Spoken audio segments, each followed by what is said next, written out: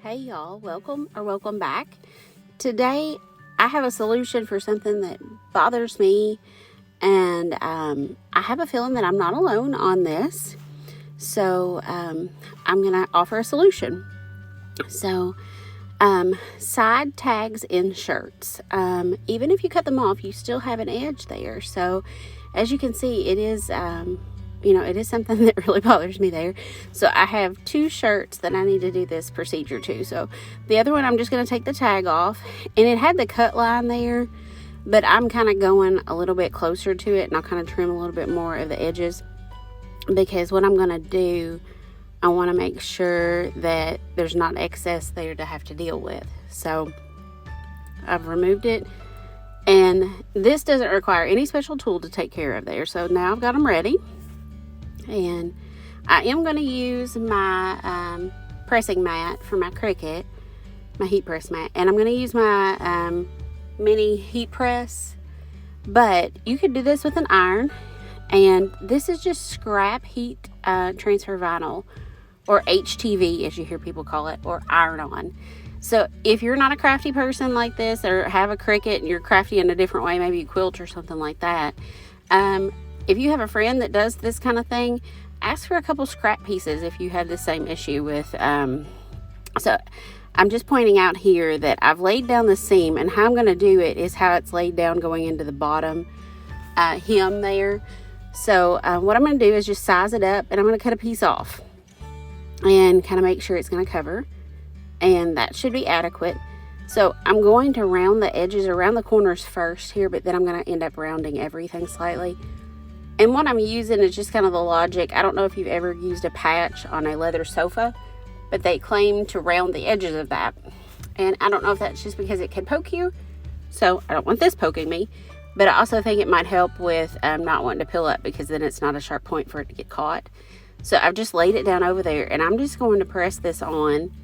And keeping my mini heat press moving, because it's designed to do that.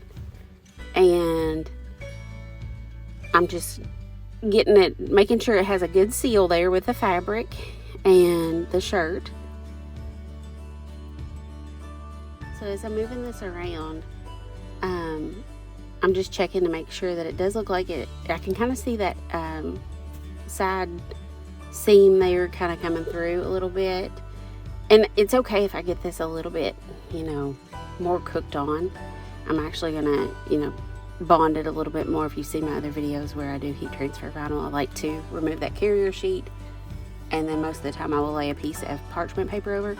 So here I'm showing, I didn't even use the lint roller before. I know there's a lot of school of thought when you're doing heat transfer vinyl, make sure you do that, remove any lint. So here I'm laying that hem down again, like I said, or that seam, and I'm trying to get it laying the same way that it is when it goes into that bottom hem. So here I am again, just trimming down this scrap piece here. Still just using scraps. So not even really investing anymore into this project. I'm just gonna press this on now, and I'm checking the other while it's laying there on the cool surface and seeing if it has bonded. And so here I am again, just moving this around and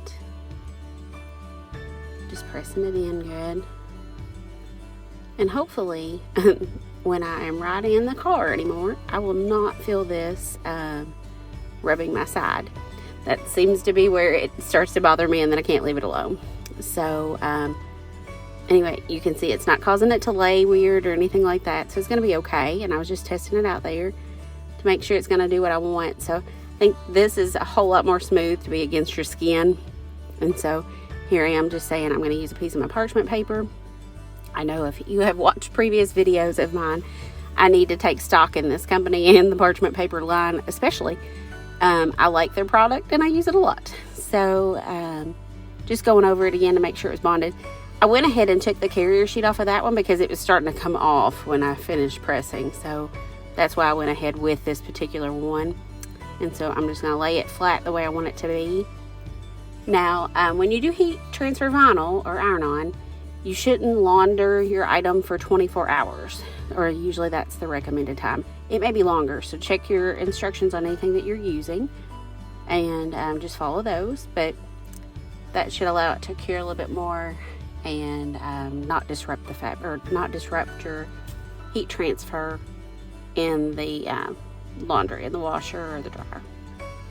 So I'm just going over this one the same way, and I can already tell this is going to make me so much more happier. So actually both of these shirts have been around a while, and I just never had gotten around to doing this, and I've not seen anyone else doing this.